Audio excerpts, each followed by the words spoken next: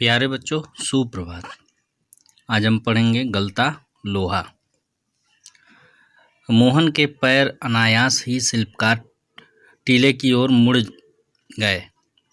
उसके मन के किसी कोने में शायद धनराम लोहार के ऑफर की वह अनुगूंज शेष थी जिसे वह पिछले 3-4 दिनों से दुकान की ओर जाते हुए दूर से सुनता रहा था।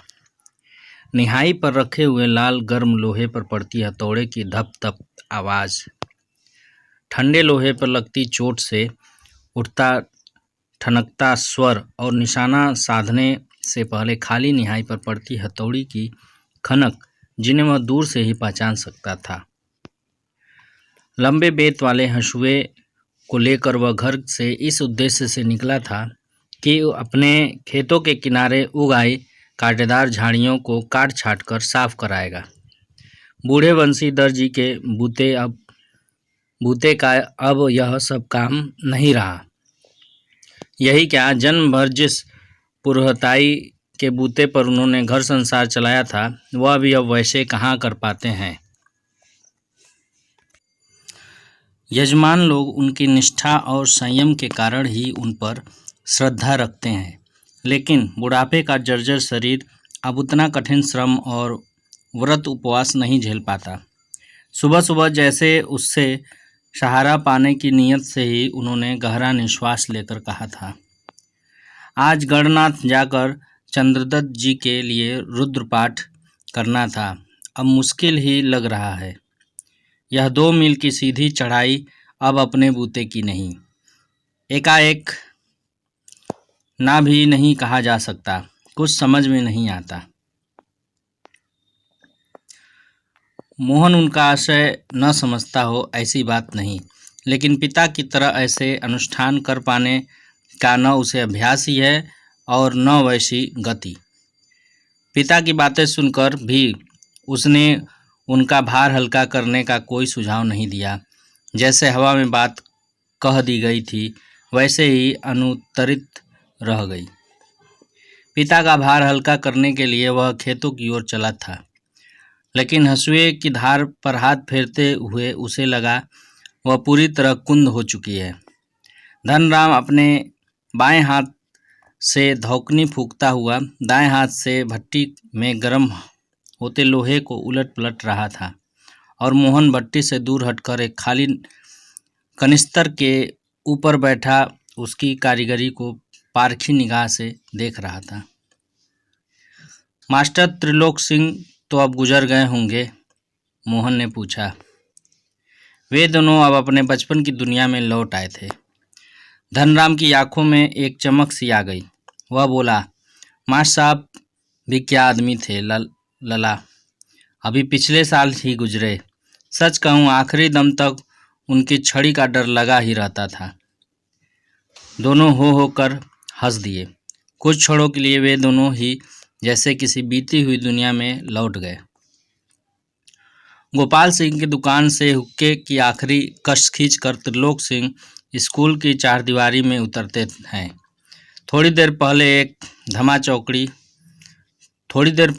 धमा चौकड़ी मचाते, उठापटक करते और बांज के पेड़ों की टहनियों पर झूलते बच्चे को जैसे सांप सूंघ गया है। कड़े स्वर में वह पूछते हैं, प्रार्थना कर ली तुम लोगों ने? यह जानते हुए भी कि यदि प्रार्थना हो गई होती तो गोपाल सिंह की दुकान तक उनका समवेत स्वर पहुंचता ही। त्रिलोक सिंह घूर घूर कर एक एक लड़के को देखते हैं, फिर वही कड़कदार आवाज़, मोहन नहीं आया आज?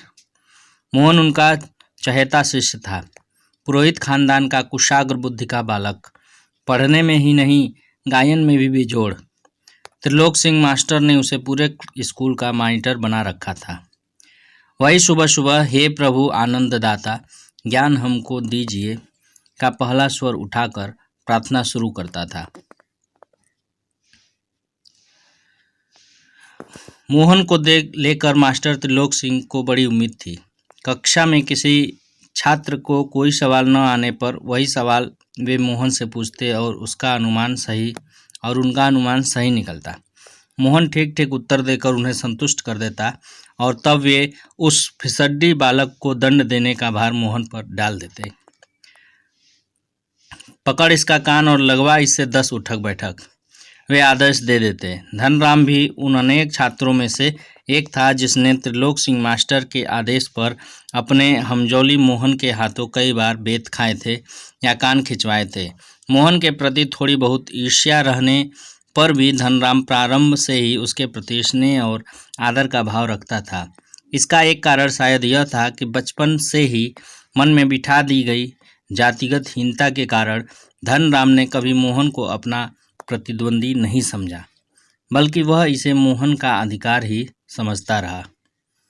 बीच बीच में त्रिलोक सिंह मास्टर का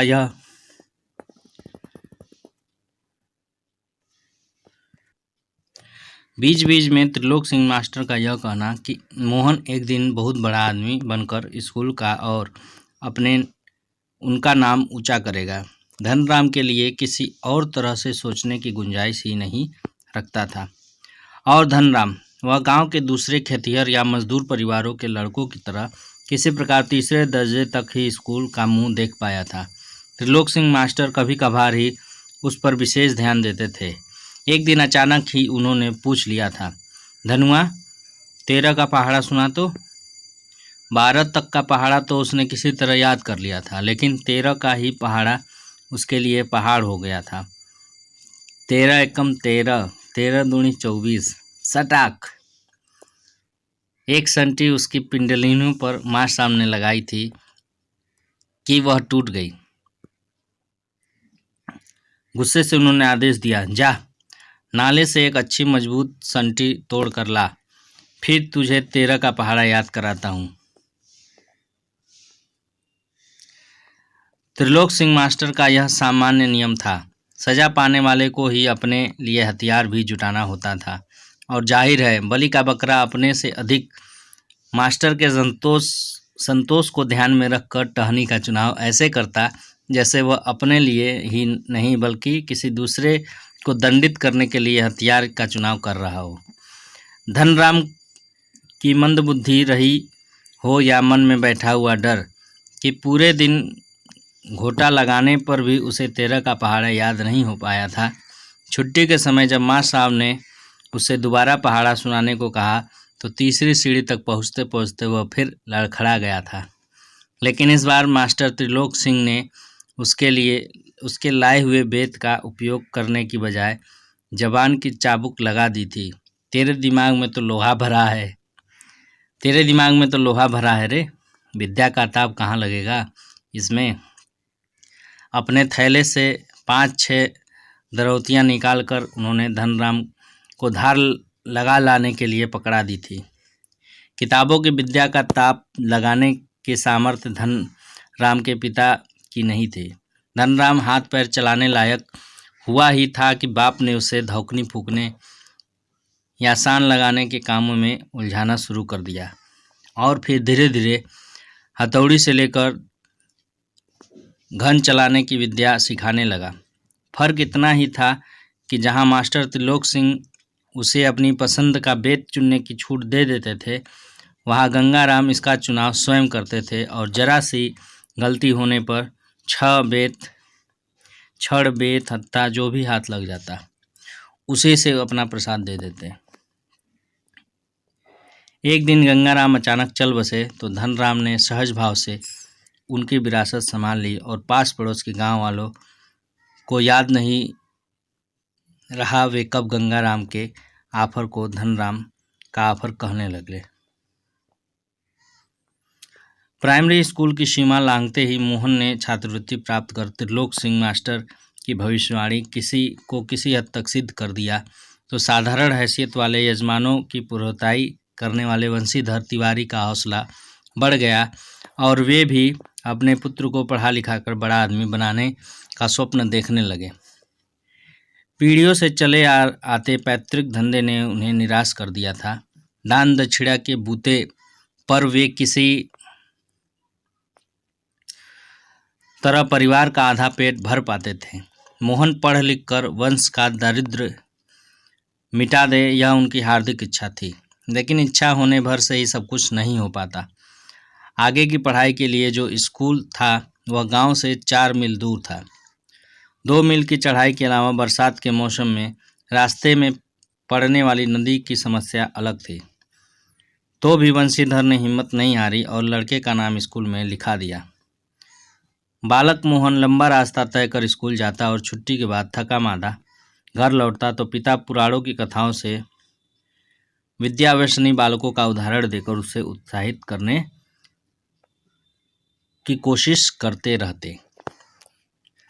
आगे की कहानी हम लोग अगले वीडियो में पढ़ेंगे। तब तक धन्यवाद।